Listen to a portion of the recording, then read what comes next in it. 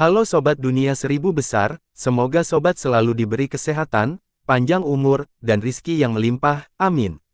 Sebelum masuk ke alur ceritanya, jangan lupa dukung channel ini ya dengan klik subscribe, like, komen, dan share, terima kasih. Mari kita lanjutkan perjalanan. Li Qiye. Su Yiyun tercengang saat menerima pedang itu. Pedang itu memang sangat penting, tetapi dia tidak pernah punya kesempatan untuk menghasilkan cukup uang untuk pembelanjaan, setidaknya dalam waktu dekat. Bangsawan muda, bayaranku tidak sebesar ini. Dia tidak berani menerimanya. Meskipun pedang itu bukan senjata Daolord, harganya masih 210.000 Golden Sovereign Refined Jades. Dia merasa pedang itu mahal meskipun dia adalah anggota dari 10 ahli pedang ajaib. Dia pikir dia tidak melakukan apapun yang pantas untuk membayarnya. Kenyataannya, hadiah ini sungguh keterlaluan. Bahkan para jenius dari si Emperor tidak akan menikmati perlakuan ini. Ambillah, anggap saja ini sebuah keberuntungan. Li Qiye mengulurkan tangannya. Dia menenangkan diri dan membungkuk dalam-dalam, saya tidak akan memaafkan kebaikanmu hari ini, bangsawan muda. Dia sepenuhnya sadar bahwa pembayaran ini hanyalah alasan. Dia hanya ingin memberikan pedang itu. Namun, mereka tidak saling mengenal dan hubungan mereka sangat dangkal. Karena itu, dia bersyukur sekaligus bingung dengan kemurahan hatinya. Dia menyentuh pedang itu dengan lembut dan merasakan sensasi kasar. Pedang itu juga tidak tajam seperti dalam imajinasinya. Secara keseluruhan, dia belum memahaminya tetapi intuisinya mengatakan kepadanya bahwa ada ikatan di antara keduanya. Apakah kamu tahu apa yang istimewa dari pedang ini? Tanya Li Qiye. Tidak, hanya saja aku langsung terpikat pada pandangan pertama. Aku merasa ada kesamaan di antara kita. Dia menggelengkan kepalanya. Memang benar begitu, tapi kalau mau lebih tepatnya, sumbernya mirip dengan hukum pedang 8 serangan milik klanmu. Benarkah? Dia tidak menduga hal ini. Dia menganggap perasaan anehnya itu sebagai takdir, bukan sesuatu yang spesifik. Bagaimanapun, hukum pedang ini diwariskan oleh matriarki mereka. Ia pergi setelah itu dan keturunannya tidak tahu kemana ia pergi. Legenda mengatakan bahwa ia tinggal di alam abadi. Hukum pedang 8 seranganmu berasal dari hukum abadi serangan pedang rumput. Li Qiye berkata, keduanya termasuk jenis kompas kuno. Saat ini, teknik dan hukum jasa serta mantra tidak begitu berbeda. Ini tidak terjadi pada zaman sebelumnya. Teknik adalah teknik, mantra adalah mantra, tidak ada yang membingungkan mereka. Apa yang dilakukan leluhurmu adalah menggabungkan teknik pedang dengan mantra, yang menghasilkan hukum pedang 8 serangan. Lanjutnya, sebenarnya ini cukup pintar. Penggabungan ini memungkinkan harmonisasi dan kemudahan, ini adalah hukum jasa yang bagus untuk peretasan. Dia berhenti sebentar setelah pujian itu, tetapi, kekurangannya juga jelas. Kemampuan bawaan leluhurmu terbatas dan tidak dapat sepenuhnya mencapai batas saat memperoleh teknik pedang. Itu tidak dapat melangkah maju dan berubah menjadi pedang Dao yang dahsyat. Atau mungkin dia punya alasan lain untuk tidak sepenuhnya mewariskan versi asli dan mengubahnya menjadi hukum pedang 8 serangan sebagai gantinya. Bagaimana kamu bisa begitu mengenal teknik kami, bangsawan muda? Tanyanya. Sebagai anggota Su, dia pernah berlatih teknik ini sebelumnya, tetapi tidak tahu banyak tentang asal-usulnya seperti Li Qiye. Dia sepertinya mengenalnya seperti telapak tangan. Nenek-nenek moyang kita, sang matriark, adalah peri agung yang mampu melukai makhluk abadi. Hanya saja, keturunan kita bodoh dan bahkan tidak dapat memahami 1/10 pun dari warisannya. Dia tidak dapat menahan diri untuk tidak menambahkan. Bagi Su, matriarki mereka pada dasarnya adalah pendiri mereka. Tanpa bimbingannya, mereka mungkin sudah lama menghilang. Bagaimanapun, klan manusia tidak dapat bertahan selama itu. Beberapa abad sudah cukup mengesankan. Jadi, mereka tidak punya apa-apa selain rasa bangga terhadap matriark mereka. Selain itu, dia dikabarkan berasal dari surga abadi juga. Oleh karena itu, penilaian Li Qiye tidak diterima dengan baik. Yiyun harus membela matriark tersebut. Striker Heavenly Sovereign tak berhenti menggunakan 8 serangan. Lucky lebih terkesan dengan teknik Su daripada Li Qiye. Penguasa bernama Striker menyapu 8 Desoles di masa lalu menggunakan teknik ini. Kita benar-benar tidak mampu. Yiyun tersenyum kecut. Mengesampingkan kemampuan sang matriark, hanya Striker Heavenly Sovereign mereka yang menunjukkan potensi teknik pedang. Hanya saja tidak ada orang lain di klan yang dapat melakukan hal yang sama. Jika kamu mampu menguasai ilmu pedang rumput ini, maka kamu akan sama seperti nenek moyangmu, mampu menggunakan ilmu pedang tingkat tinggi. Li Qiye tersenyum. Apa? Yi Yun gemetar setelah mendengarnya. Matriarki mereka bukanlah seorang penguasa Dao, tetapi di dalam hati mereka, dia adalah sosok yang unggul. Yi Yun tidak pernah berpikir untuk mencapai ketinggian yang sama. Aspirasi terbesarnya sederhana, menjadi cukup kuat untuk menghidupkan kembali klan. Apakah kamu mengatakan bahwa aku bisa memperoleh hukum abadi serangan pedang rumput? Yi Yun berkata dengan tidak percaya. Segala sesuatu mungkin terjadi jika kita berusaha, katanya dengan tegas. Dia melirik pedang rumput itu dan tidak tahu harus mulai dari mana. Baiklah, aku akan menyukainya lagi. Li Qiye memegang dan mengambil pedang itu lalu mengupasnya. Rumput itu dibuat dari helai-helai rumput yang terjalin menjadi satu dengan cara yang rumit. Namun, metode pengikatannya tidak diketahui Yi Yun dan bahkan Lu Qi. Mereka tidak dapat melihat mana simpul-simpulnya atau bagaimana memulai proses. Seluruh helai rumput itu tampak seperti satu bagian. Mereka tidak dapat mengungkapnya tanpa memotong rumput. Di sisi lain, Li Qiye dengan mudah mengungkapnya dalam waktu singkat. Anehnya, ini tidak meninggalkan kekacauan yang kusut. Rumput-rumput itu tampak hidup dan mulai melayang di udara.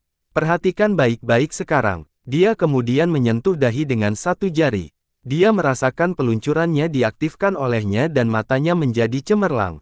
Kesadarannya mencapai tingkat berikutnya dan dia mampu melihat sesuatu yang lain. Ia merasa seolah-olah berada di pusat alam semesta, tidak berarti seperti setitik debu. Bintang-bintang di sekelilingnya berkelap-kelip berirama, tampak seperti karakter dari sebuah Grand Dao. Bab tertinggi yang berisi ilmu pedang tertinggi terbuka di hadapannya.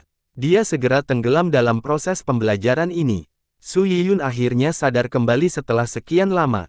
Saat fenomena visual menghilang, dia mendapati dirinya berada di samping Li Qiye dan Lu Qi lagi di jalan yang ramai. Sudah berapa lama aku berdiri di sini?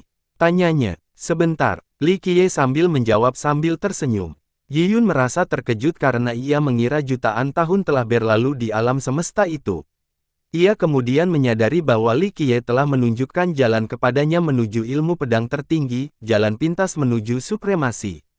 Bagaimana aku bisa membalas kebaikanmu, bangsawan muda? Meskipun aku tidak mampu, aku akan melakukan apapun yang aku bisa menjadi pengikutmu. Yi Yun menarik napas dalam-dalam, merapikan gaunnya, lalu bersujud di hadapan Li Qiye. Dia benar-benar mengubah arah hidupnya meskipun dia hanya orang asing, dianugerahi pedang rumput yang berharga dan memulainya di jalur Dao. Mereka yang berasal dari sekte yang sama mungkin tidak begitu baik. Seorang pengikut perlu membuktikan diri selama bertahun-tahun sebelum dianggap sebagai calon yang serius. Hal ini hanya menambah rasa terima kasihnya atas kebaikannya. Bangun, Li Qiye menerima isyarat agungnya dan mengangguk. Dia bangkit sambil masih diliputi emosi. Akibatnya, hidupnya akan berjalan pada lintasan yang sama sekali berbeda. Sementara itu, jalan pemurnian tetap ramai. Di ujung jalan ini terdapat sebuah gedung bernama lapangan latihan. Sekarang tempatnya penuh sesak dengan orang dan kereta, membuatnya sulit untuk masuk dan keluar. Ketika kelompok Li Qiye tiba, hampir tidak ada tempat untuk berdiri. Bangsawan muda, bangunan ini juga termasuk dalam gaya archaik. Tempat ini menjadi panas setiap kali warisan unggul akan dibuka. Para berkumpul datang ke sini untuk belajar dan berlatih, dengan harapan untuk memahami aturan dan misteri terlebih dahulu. Yi Yun menjelaskan, Archaik Style benar-benar tahu cara menghasilkan uang. Memiliki perjanjian dengan penguasa Dao sambil tetap berusaha mendapatkan keuntungan juga. Li Qiye sambil tersenyum melihat ke arah bangunan itu. Warisan terkemuka didirikan oleh penguasa Dao Maha Tahu. Akan tetapi, karena penguasa Dao ini tidak memiliki keturunan dan pengikut, pengelolaan warisan diserahkan kepada aliran kuno. Wali amanat ini juga tidak mengecewakan sang penguasa. Kekayaan yang ditinggalkan tidak berkurang, malah tumbuh ke tingkat yang mengerikan.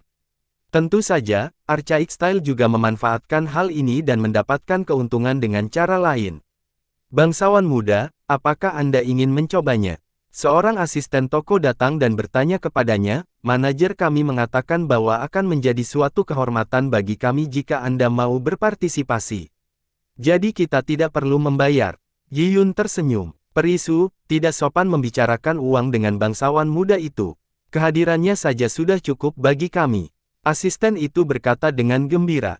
Lumayan, mengetahui tata krama adalah salah satu alasan mengapa tokomu bertahan begitu lama. Puji Li Qiye. Asisten yang antusias itu mengemudikan yang ketiga ke dalam gedung. Mereka menyadari bahwa ini adalah wilayah independen lain dalam bentuk lapangan besar.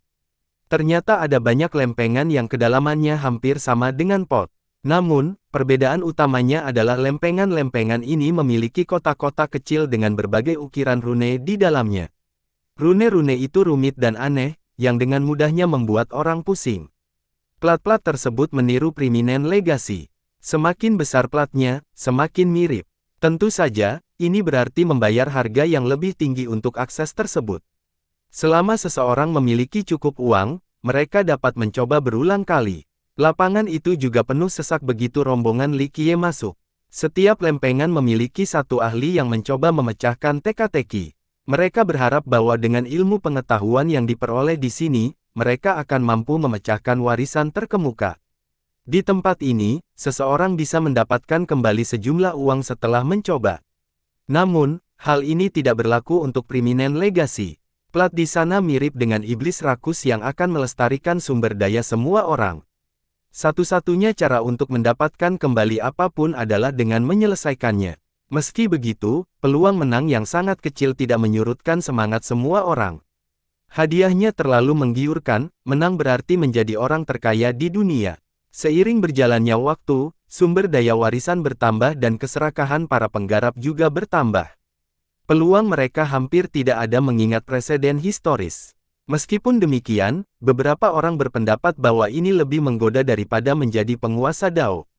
Beberapa orang kehilangan segalanya dalam permainan ini, menjadi penjudi yang kecanduan. Li Qiye melihat sekeliling dan tersenyum, kelompokmu telah melakukan pekerjaan dengan baik dalam menyalin plat tersebut. Terima kasih, bangsawan muda, tapi itu hanya tiruan, tidak lebih.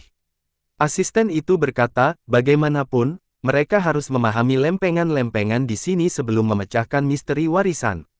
Archaic Style hanya menyalin pelat utama, tidak dapat menduplikasinya secara penuh. Meskipun demikian, para ahli tetap meningkatkan pemahaman mereka secara menyeluruh tentang teka-teki abadi ini. Semua pelat itu unik, begitu pula transformasi dan turunannya. Setiap orang akan menemukan kemungkinan dan peluang yang berbeda. Asisten itu menambahkan, kamu juga mencoba mencari tahu misteri warisan itu sebabnya kamu memikirkan semua pikiran sambil mengambil keuntungan darinya.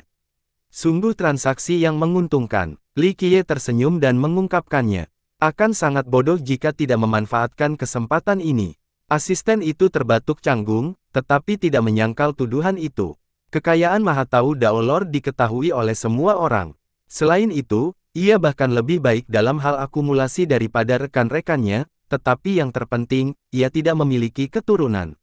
Ini berarti bahwa semua yang ia dapatkan disimpan dalam bendaharaan ini. Dengan bantuan Archaic Style, warisan ini semakin bertambah. Masalah bagi Archaic Style adalah bahwa sebagai wali amanat, mereka tidak bisa begitu saja mengambil warisan.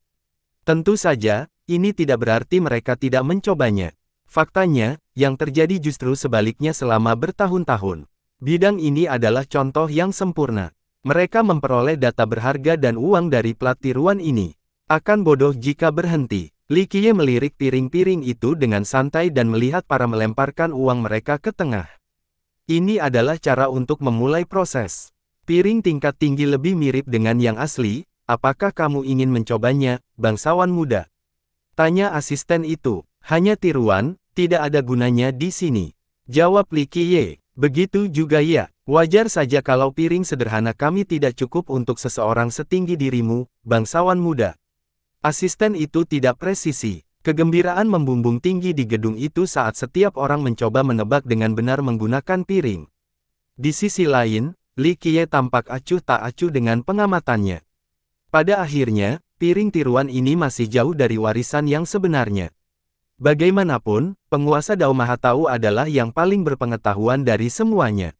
Piring khusus itu berisi banyak aspek dan tidak terbatas pada miokardium saja.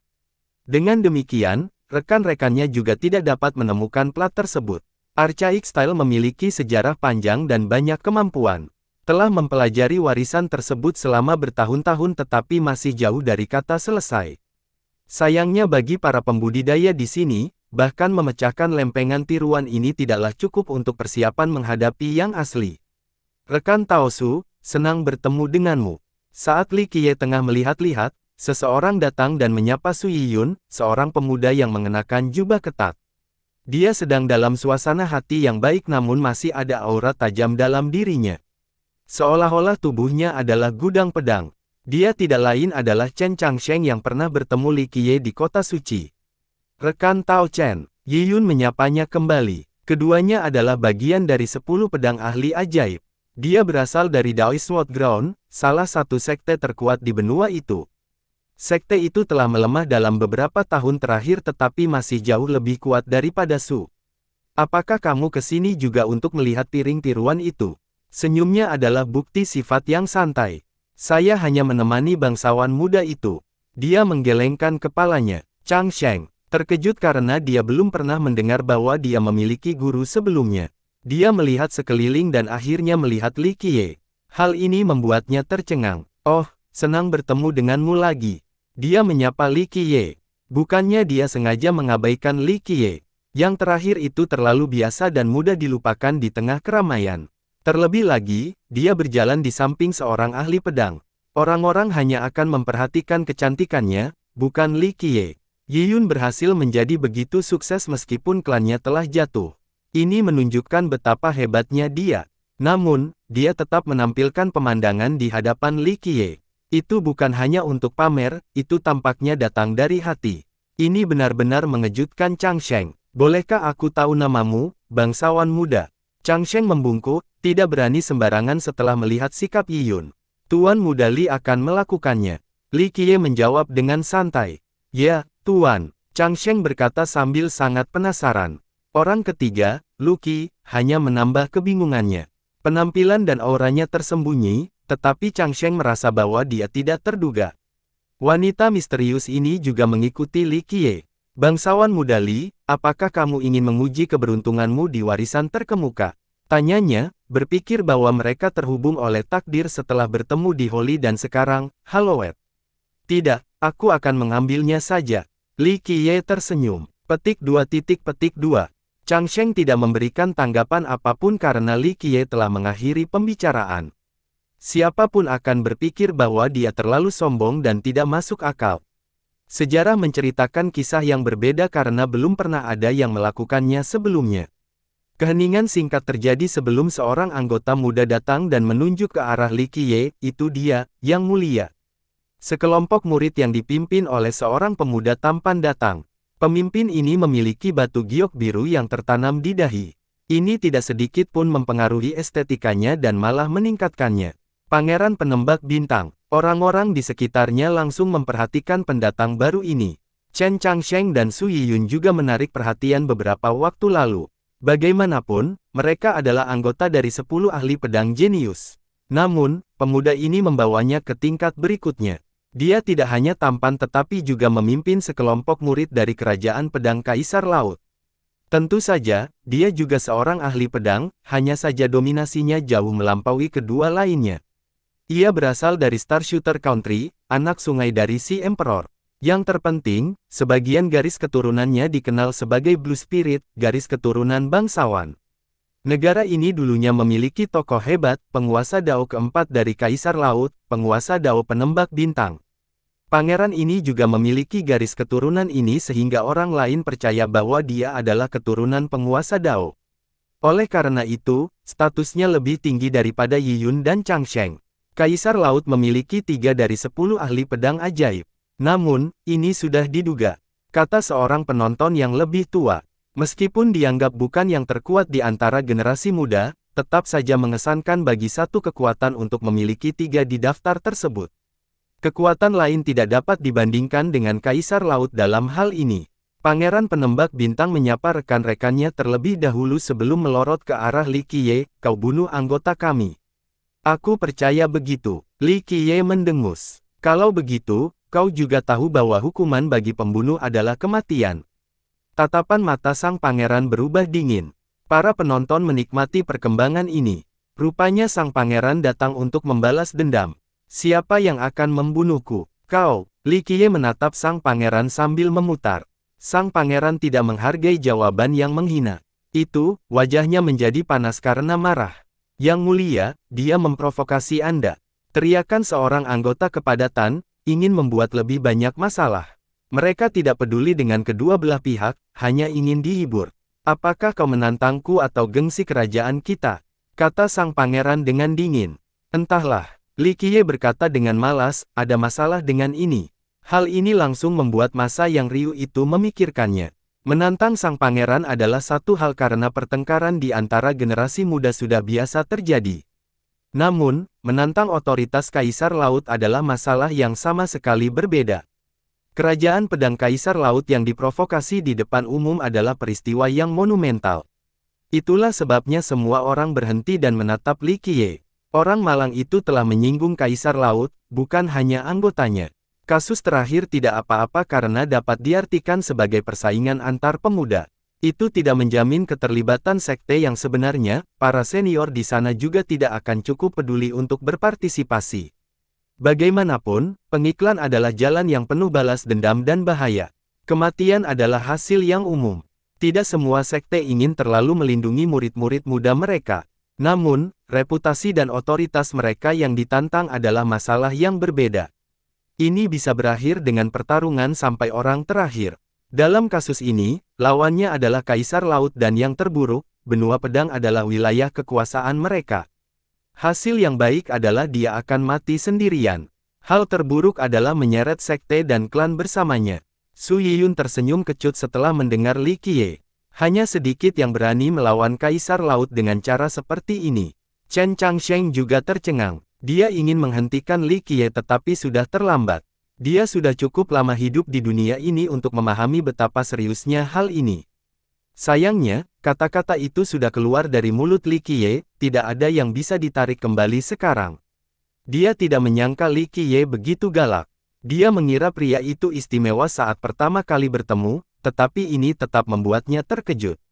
Bocah itu benar-benar menantang Raja Pedang Kaisar Laut, dia gila. Seorang ahli yang lebih tua menenangkan kepalanya.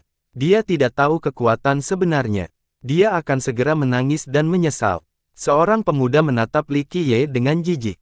Di mana dia akan tinggal di benua pedang sekarang? Dengus yang lain, para penonton tidak begitu menyukai Li Qiye. Mereka memperkirakan masa depannya akan suram.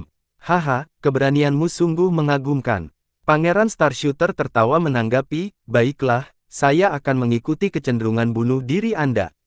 Bagaimana kamu ingin mati? Minggirlah, aku tidak ingin orang lain menganggapku pengganggu. Li Qiye mengulurkan tangannya dengan acuh tak acuh seolah-olah dia sedang menamparkan lalat. Hal ini membuat sang pangeran murka yang selama ini sudah kesal dengan sikap arogan Li Qiye. Sebagai seorang jenius generasi muda, ia memang pantas untuk sombong. Sombong atau tidak, itu masalah lain. Terlebih lagi, menjadi anggota Kaisar Laut berarti dia lebih unggul dari yang lain. Jangan sampai garis keturunan bangsawannya juga hilang. Gelar dan statusnya saja sudah menuntut rasa hormat. Bahkan para senior pun perlu memperlakukannya dengan hormat. Nak, aku akan memberi pelajaran dengan mengirimmu ke alam baka. Sang pangeran menjadi pembunuh, tidak dapat menerima dipandang rendah oleh seorang junior. Li Qiye mencibir dan mengabaikan pemuda itu. Sementara itu, beberapa orang di kerumunan bisa melihat kemarahan sang pangeran. Dia sudah meninggal, komentar seorang pemuda. Suasana menjadi cukup tegang sehingga kekacauan bisa terjadi kapan saja. Berhenti, nyawanya adalah milikku. Tiba-tiba, seseorang menyela. Semua orang menoleh dan melihat seorang wanita berpakaian hijau mendekati seorang lelaki tua di belakangnya. Putri Bambu yang tenang. Mereka mengenalinya dan berbisik. Yang mulia, para anggota SWAT langsung berbaring di atasnya. Yang mulia, bahkan pangeran penembak bintang yang sombong pun melakukan hal yang sama.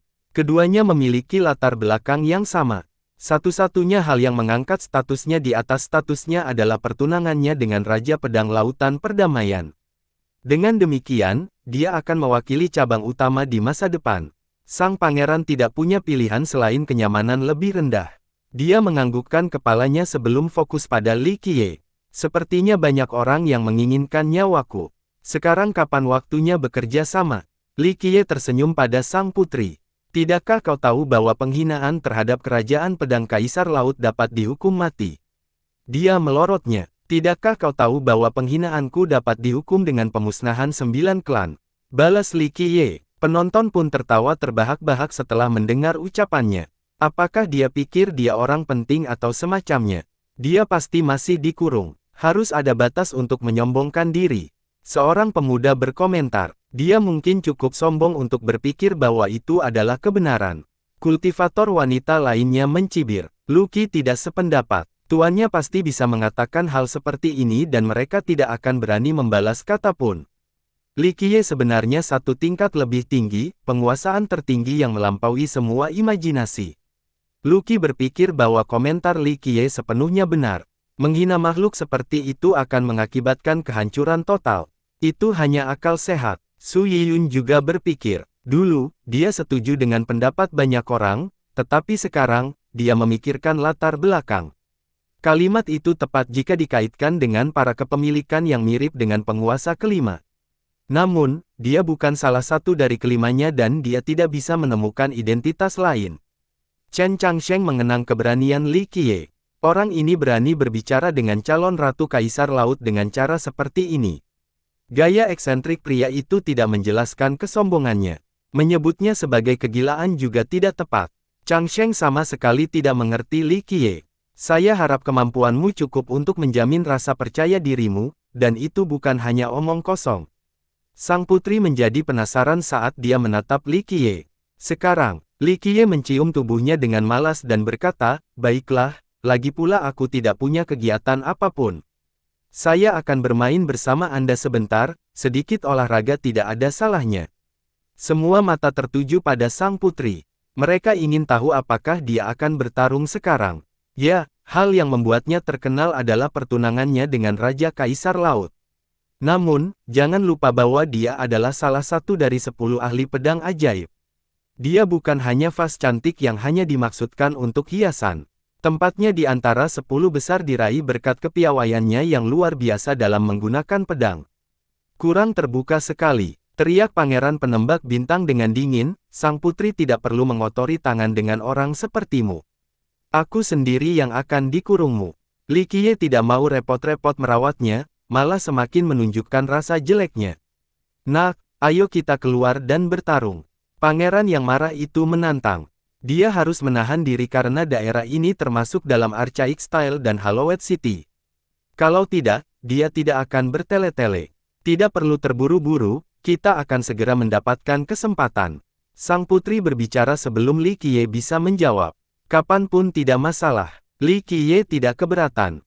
Hal ini menyulitkan sang pangeran karena ia tidak punya cara untuk melampiaskannya. Ia hanya ingin memberi pelajaran pada Li Qiye, tetapi harus mendengarkan sang putri.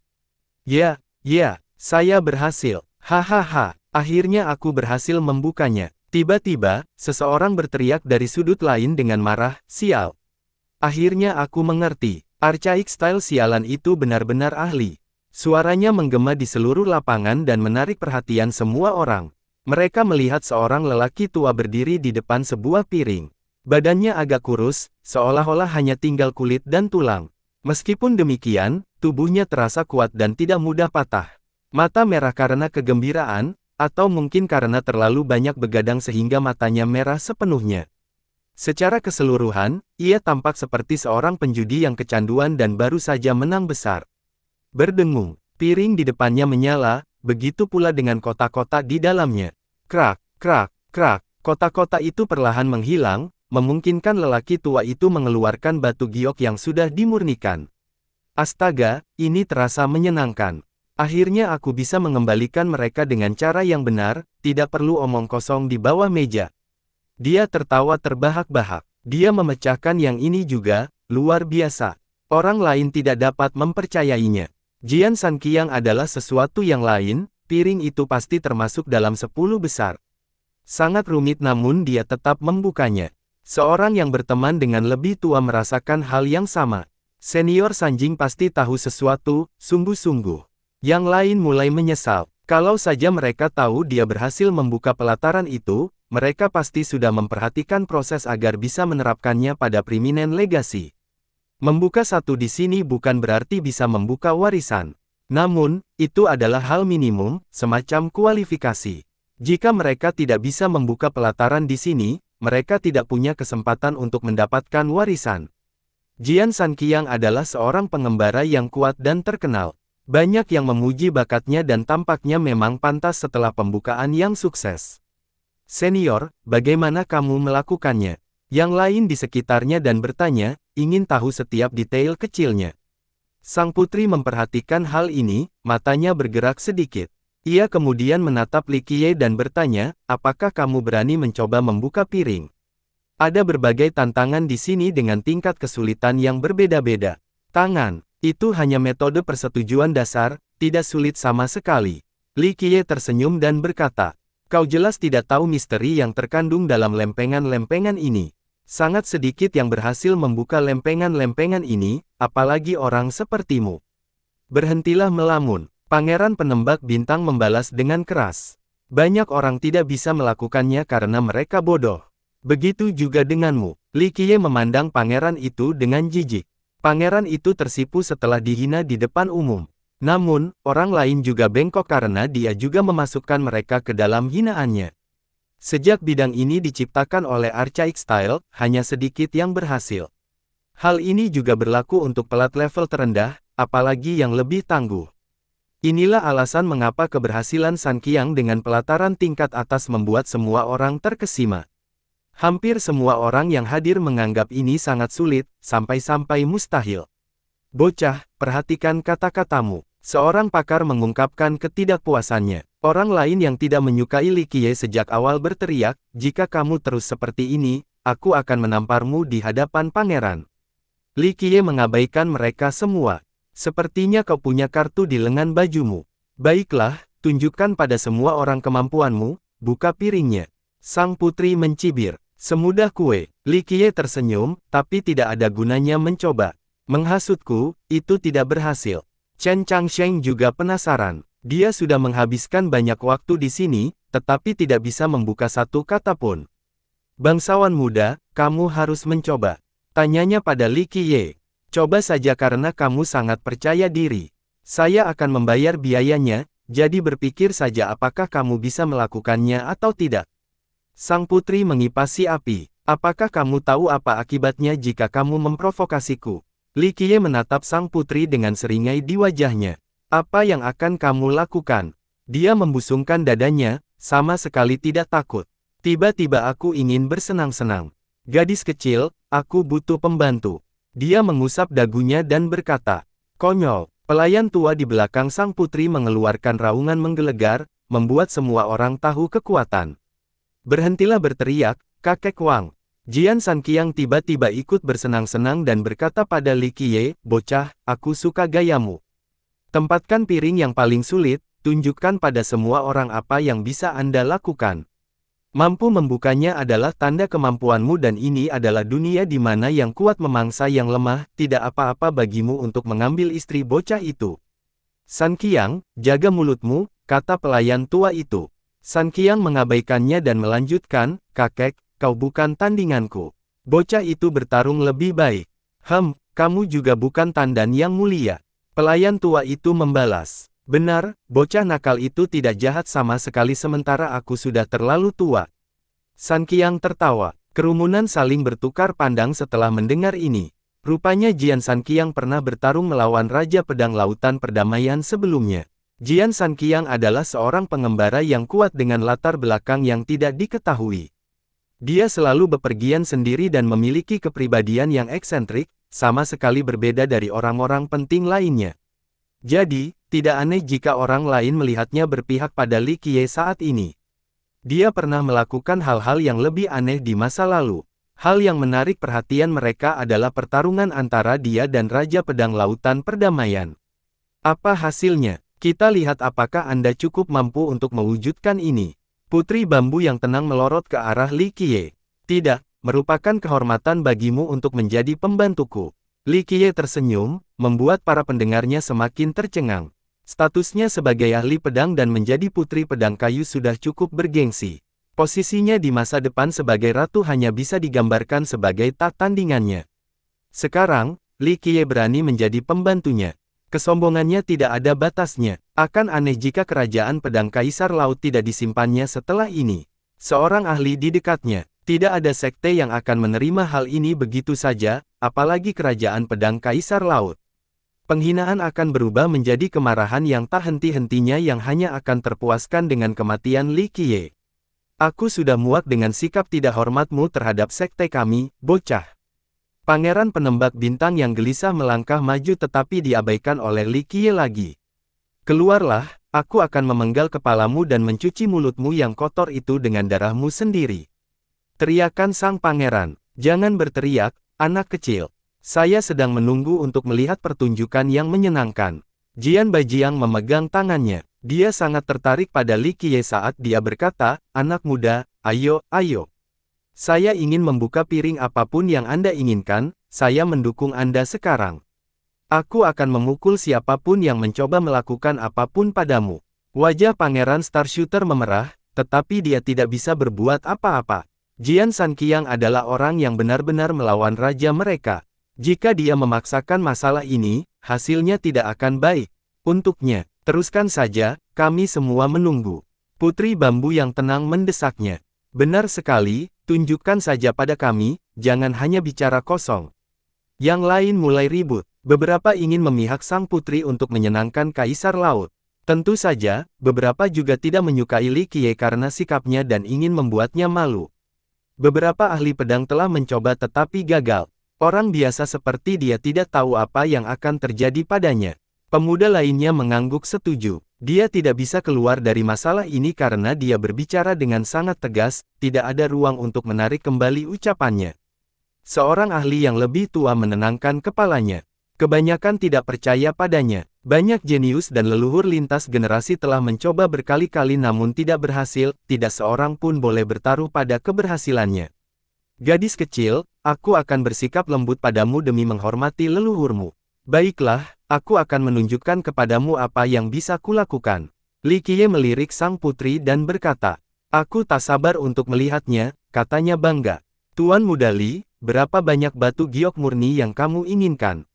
Chen Changsheng merasa murah hati dan berkata, aku punya sedikit di sini, silakan gunakan. Tidak perlu batu giok murni untuk membuat piring ini. Koin biasa saja sudah cukup.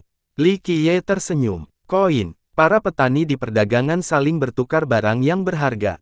Apa yang dia katakan? Menggunakan benda-benda rendahan ini untuk membuka piring. Konyol. Seseorang menambahkan, koin yang terbuat dari perak dan emas merupakan mata uang bagi manusia biasa. Namun, koin tidak ada apa-apanya bagi para pembudidaya. Piring-piring di sini berisi transformasi dan misteri yang menakjubkan. Bagaimana seseorang bisa menggunakan koin biasa untuk membuka piring? Semua orang mengira itu mustahil. Dia pasti tertidur. Yang lain menambahkan, koin manusia tidak dapat mengaktifkan pelat manapun. Changsheng sendiri tidak menyangka akan mendapat jawaban ini. Ia tersenyum kecut sambil memeriksa sakunya, aku tidak punya koin biasa. Lagi pula, mengapa para petani membawa mata uang yang tidak berharga ini? Sebenarnya aku punya beberapa. Su Yiyun mengeluarkan beberapa koin perak dan menyerahkannya pada Li Qiye. Saat bekerja di jalan pemurnian, dia berharap dengan para master dan manusia biasa. Jadi, dia punya beberapa koin sekarang. Ini sudah cukup untuk membuka semua piring. Li Qiye menatap mereka dan tersenyum. Buka semuanya. Asisten yang menemaninya juga merasa heran, bangsawan muda, kami punya lebih dari 100 piring di sini. Dia tidak meremehkan Li Qiye. Hanya saja, pernyataan ini hampir mustahil. Misalnya, Jian Sanqiang datang berkali-kali. Setelah berkali-kali mencoba dalam waktu yang lama, ia akhirnya berhasil membuka plat tingkat tinggi. Jadi, klaim Li Qiye seharusnya tidak mungkin, tidak ada preseden historis juga. Kerumunan langsung terbuka setelah mendengar ini. Membuka semua piring dengan koin. Kalau dia bisa, aku akan memakan semua koin itu. Teriak salah satu dari mereka. Benar-benar lelucon. Bahkan ada orang-orang hebat dan berbakat yang membutuhkan banyak waktu untuk membuka satu piring penuh dengan banyak spektrum dan perhitungan. Orang ini ingin melakukan semuanya dengan beberapa koin. Kata orang lain, kau pasti bercanda. Sang putri sendiri tidak percaya dengan hal ini bukan permainan. Hentikan omongan kosong vulgar ini untuk membangkitkan massa. Kau bahkan tidak akan mendapatkan satu kata pun. Pangeran Starshooter menambahkan dengan dingin. Anak muda, jangan terlalu yakin tentang ini. Lempengan di sini tidak dapat dibandingkan dengan warisan yang sebenarnya karena agak sederhana, tetapi gaya kuno sebenarnya cukup mumpuni. Mereka telah menggabungkan Dao Agung dari beberapa penguasa Dao ke dalam lempengan-lempengan ini dan berusaha memahami warisan tersebut dengan lempengan-lempengan itu. Jian Sanqiang sendiri berpikir bahwa Li Qiye bertindak terlalu berlebihan. Lagi pula, dia pernah membuka pelataran ini sebelumnya dan tahu apa yang diperlukan. Baik pelatiruan maupun warisan unggul membutuhkan batu giok murni. Jumlah sebenarnya tidak menjadi masalah. Bukan tidak mungkin menggunakan koin-koin fana untuk piring-piring ini. Namun, ini tampak seperti membuang-buang waktu bagi kebanyakan orang. Koin-koin tersebut hanyalah logam biasa sementara makanan giok mengandung energi kekacauan dan esensi duniawi, semuanya merupakan bagian dari Dao. Menggunakan koin biasa untuk eksperimen ini tidak masuk akal dan tidak masuk akal. Apalagi Jian Sanqiang, yang tertarik pada Li Qiye, merasakan hal yang sama. Di sisi lain, sang putri menikmati perkembangan ini. Ia menyarankan, ayo, tunjukkan pada kami apakah kamu memenuhi syarat untuk menjadikan aku sebagai pembantu. Perhatikan baik-baik sekarang. Li Qiye tersenyum pada sang putri yang membuat lawan-lawannya jengkel, kau akan segera belajar betapa terhormatnya menjadi pelayanku. Pelayan tua dan pangeran penembak bintang melotot marah ke arah Li Qiye setelah mendengar ini. Dia mengabaikan mereka dan melempar koin-koin itu ke depan tanpa peduli apapun. Ini adalah tindakan acak di mata para penonton. Siapapun di antara mereka akan memperhatikan detail yang terkecil, mulai dari jentikan persahabatan tangan dan kekuatan yang diperlukan untuk melempar batu giok halus. Sebaliknya, Li Qiye tidak repot-repot mengambil piring. Matanya mungkin juga tertutup. Aku menepati janjiku. Kalau ini benar-benar berhasil, aku akan memakan koin-koin itu. Seseorang di sekitarnya. Anehnya, koin-koin itu mulai berhamburan sementara yang lain masih menontonnya. Koin-koin itu berhamburan dengan sempurna, satu koin untuk setiap piring. Serangkaian bunyi dentingan pelan terdengar saat pertama kali bersentuhan. Koin-koin itu kemudian mulai melompat dengan kecepatan yang luar biasa.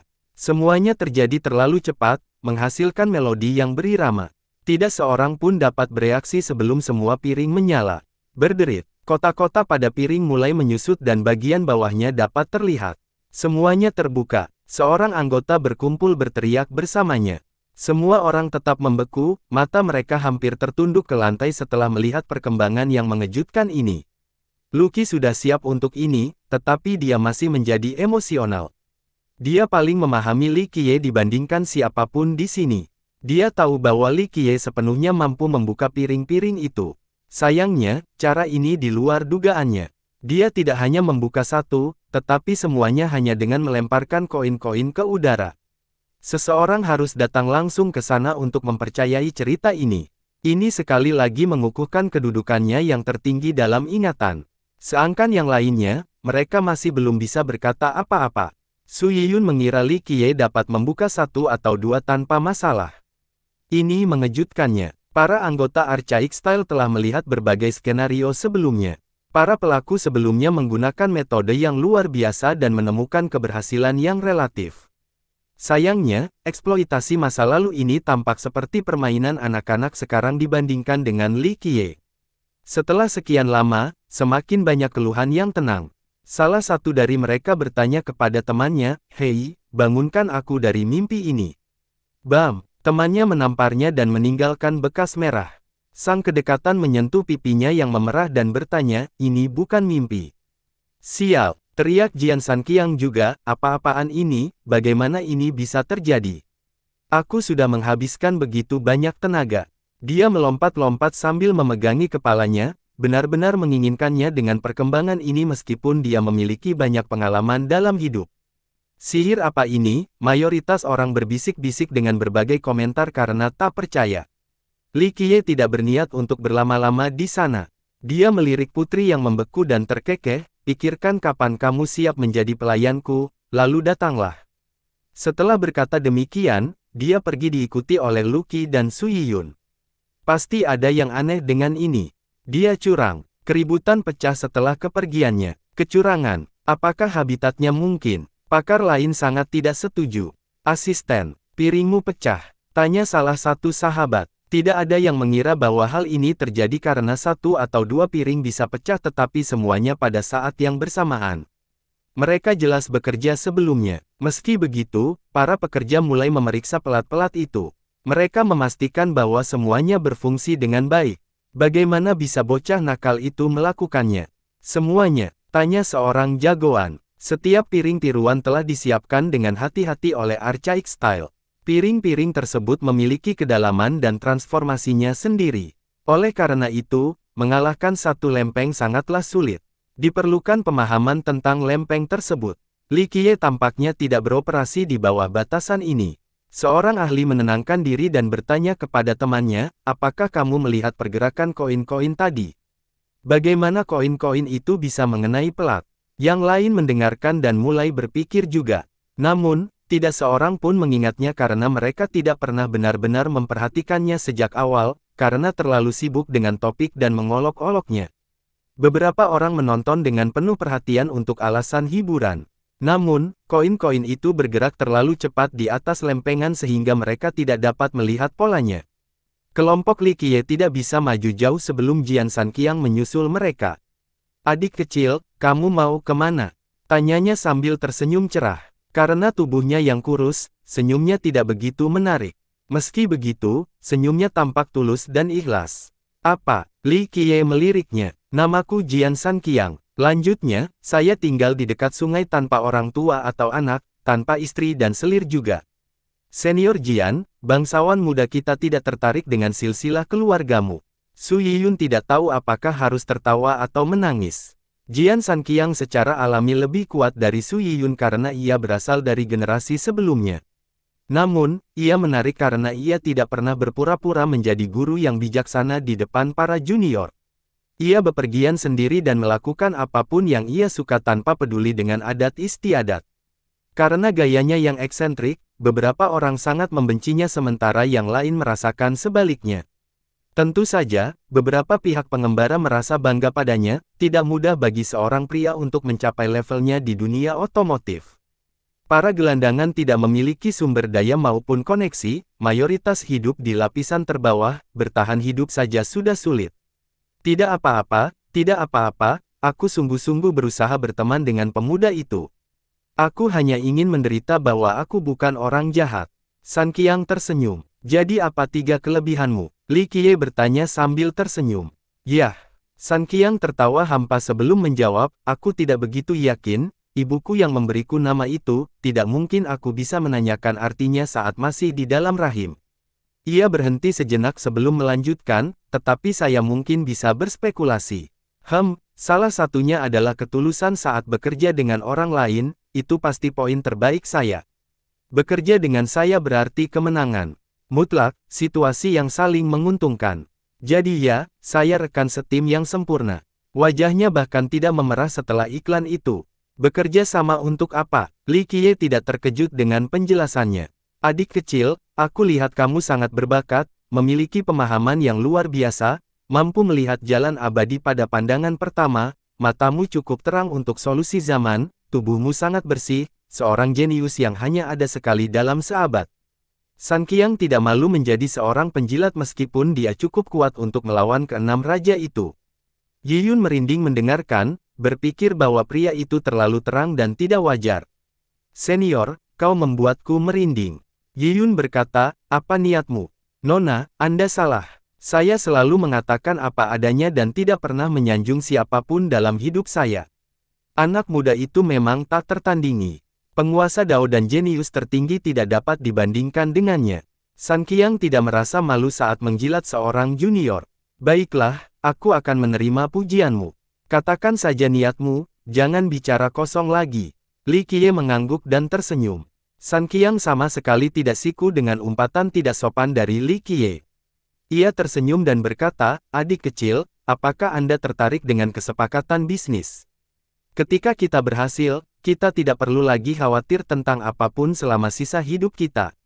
Uang yang tak terbatas, kecantikan, harta, semuanya ada di sakumu. Lalu, Li Qiye tampak kebal terhadap racunnya. Kau tahu apa yang kumaksud, mari bekerja sama untuk warisan terkemuka. Sun Qiang akhirnya mengungkapkan tujuannya setelah membuang-buang waktu setengah hari. Jadi kamu ingin memanfaatkanku untuk menjadi orang terkaya di dunia? Kata Li Qiye. Tidak, aku ingin kamu menjadi orang terkaya di dunia. Kata Sun Qiang dengan tegas. Oh, Li Qiye berevolusi. Adik kecil, kamu adalah yang paling berbakat dalam sejarah, jadi besok tepat di awal, kita akan pergi ke sana bersama.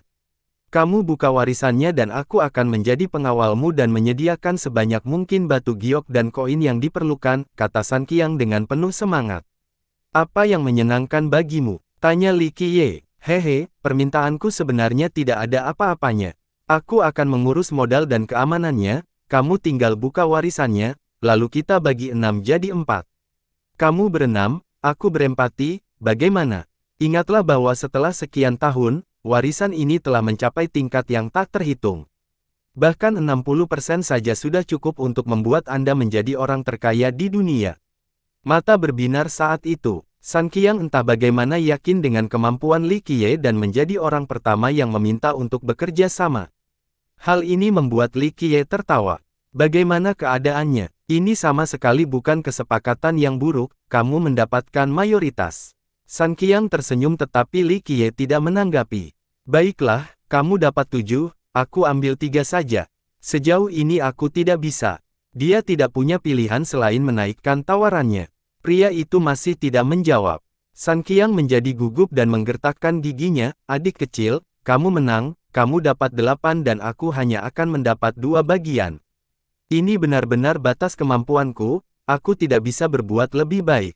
Pikirkanlah, kamu tidak mengeluarkan uang sepeser pun dan akan tetap menjadi yang terkaya, mengapa ada yang tidak setuju dengan ini?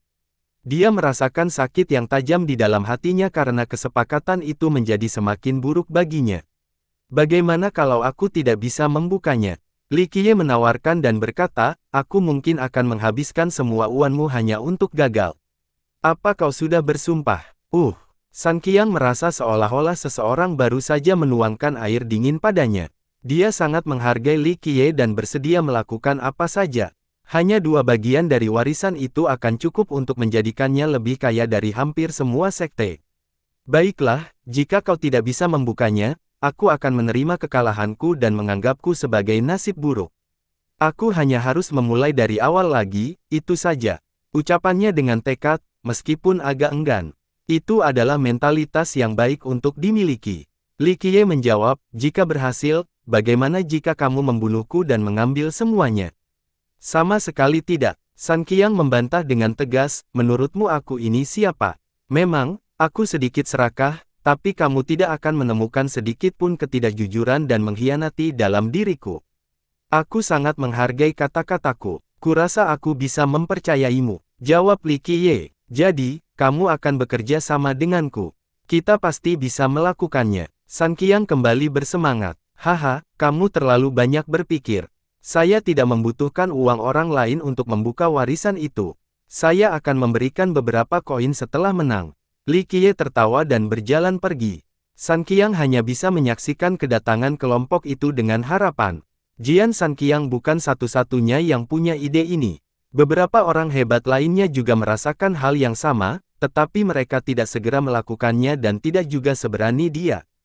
Jadi, setelah Li Qiye kembali ke tempat tinggal sementaranya, orang lain datang dan menawarkan kesepakatan serupa. Li Qiye tidak melihat mereka, Su Yiyun hanya menyampaikan pesan mereka kepadanya. Satu sekte tertentu yang perlu diperhatikan adalah kuil pedang. Kuil pedang. Li Qiye terkekeh setelah mendengar pesannya, ia juga ingin menjadi yang terkaya. Kuil pedang diciptakan oleh Ratu Pedang. Kuil ini memiliki 3 penguasa Dao dan penguasa saat ini, Dewa Pedang Abadi. Kuil pedang mendapat tawaran yang sangat bagus, bangsawan muda. Tetua di sana ingin merekrutmu dan membiarkanmu melatih ilmu pedang yang tak berkompetisi dari sana. Yiyun menjelaskan, tidak ada yang bisa menolak uang, hanya saja alih-alih koin, para penggarap lebih menyukai batu giok yang dimurnikan. Li Qiye mendengus. Warisan penguasa Dao Mahatau telah mencapai tingkat yang gila selama bertahun-tahun, jauh melampaui kekuatan manapun di benua pedang. Penguasa Dao biasanya memiliki harta dan kekayaan yang besar. Namun, mereka menghabiskannya untuk menciptakan garis keturunan.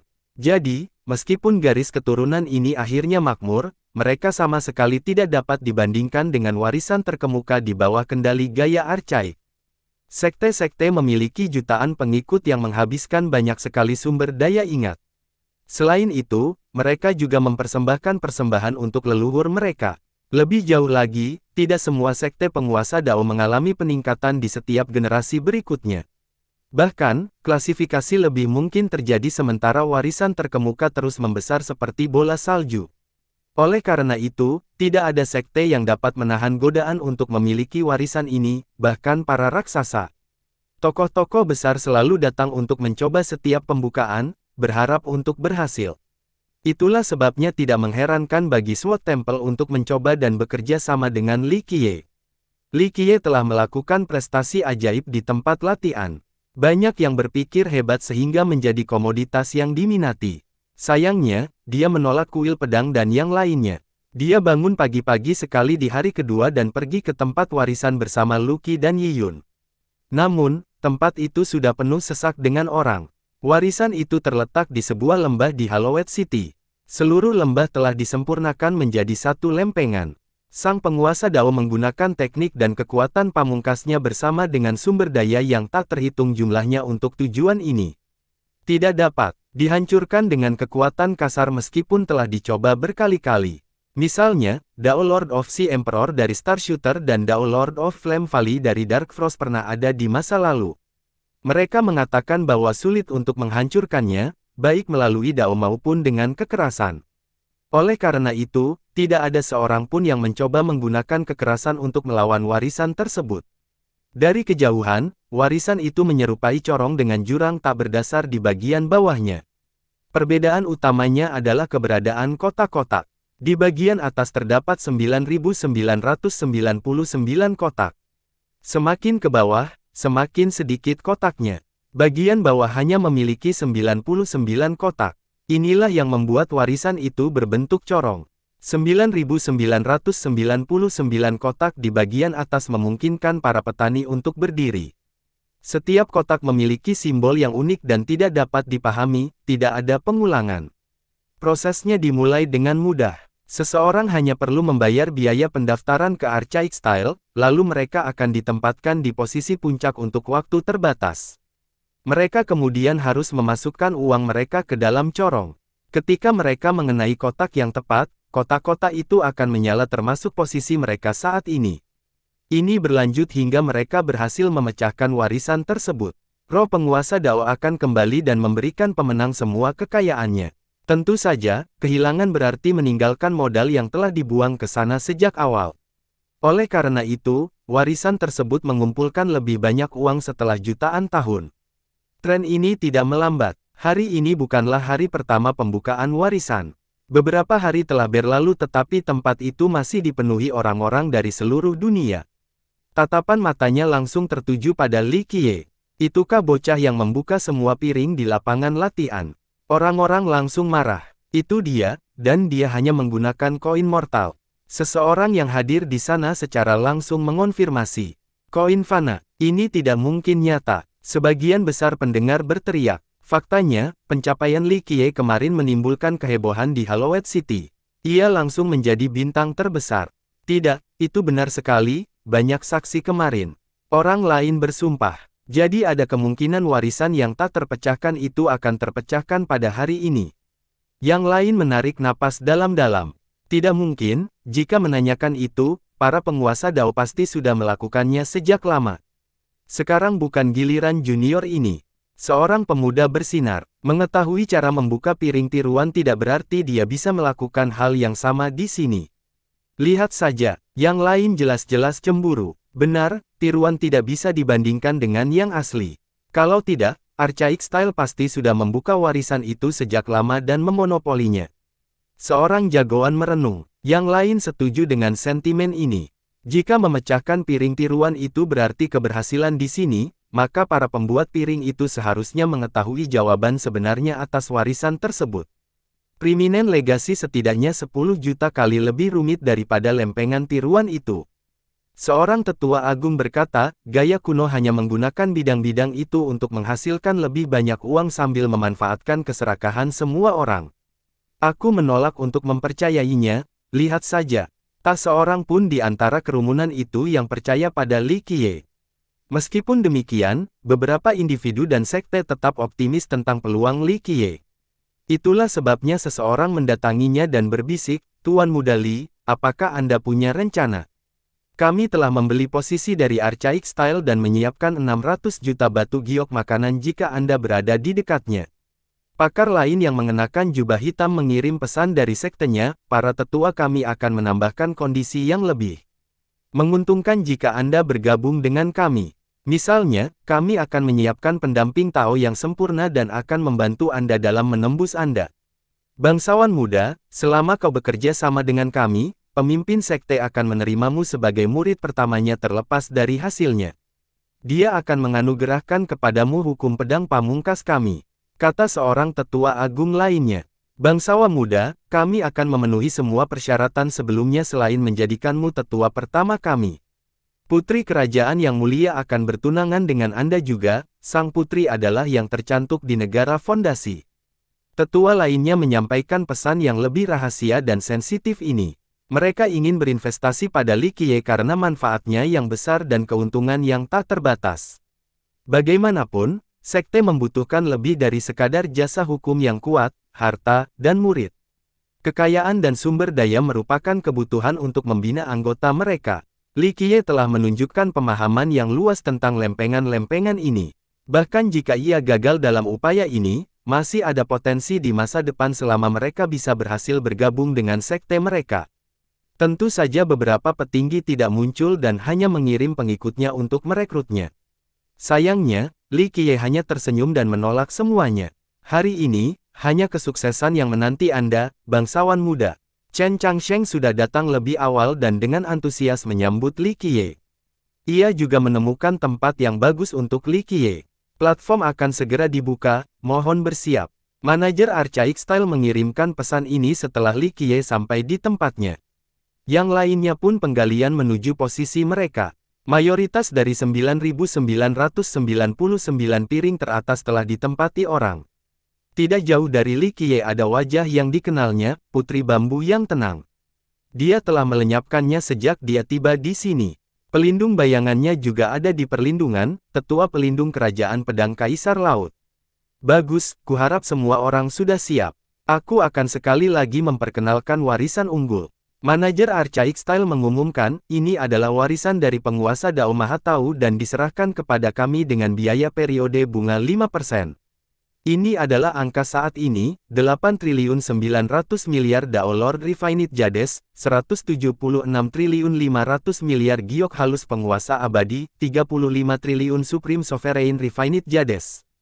13 senjata penguasa Dao, 24 senjata penguasa abadi, 31 artefak rahasia. 210.000 wilayah, 67 urat melukai pemandangan besar. Para pendengar mendengarkan dengan tenang dan perlahan-lahan menjadi terkejut dengan jumlah yang sangat banyak.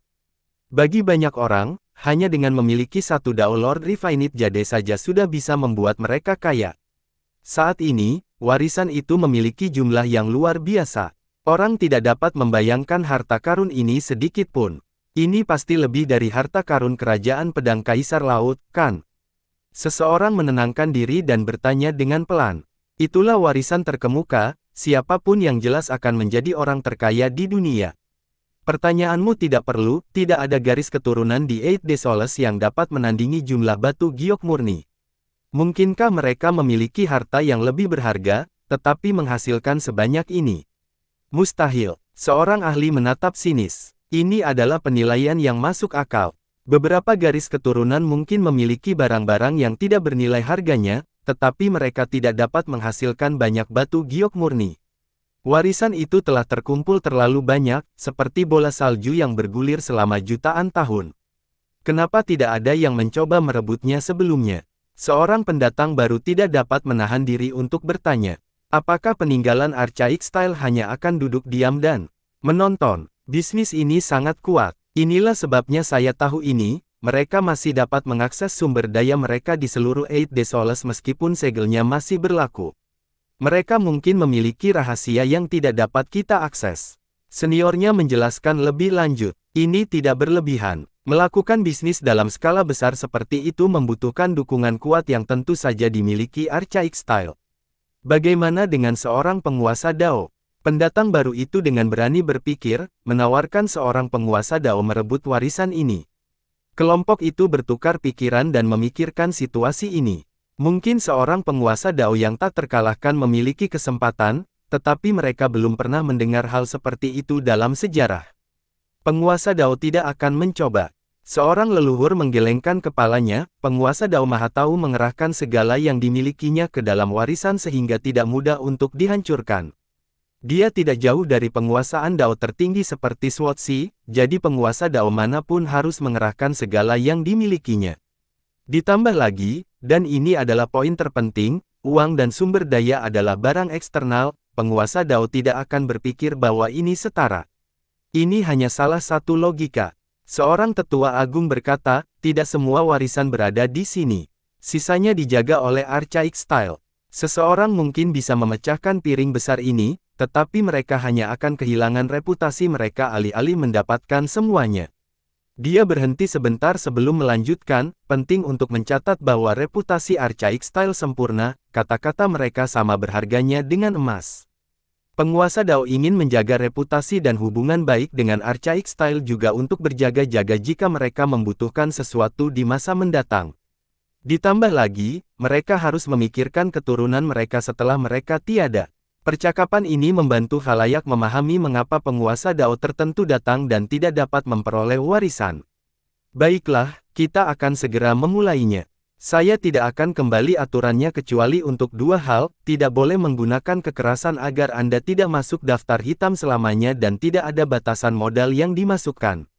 Manajer itu mengumumkan. Setelah membeli tempat awal, seseorang dapat memasukkan apa saja ke dalam piring, baik itu batu giok makanan termurah atau batu kekacauan. Harta karun tingkat rendah dan bahkan koin fana juga dapat digunakan. Bersambung.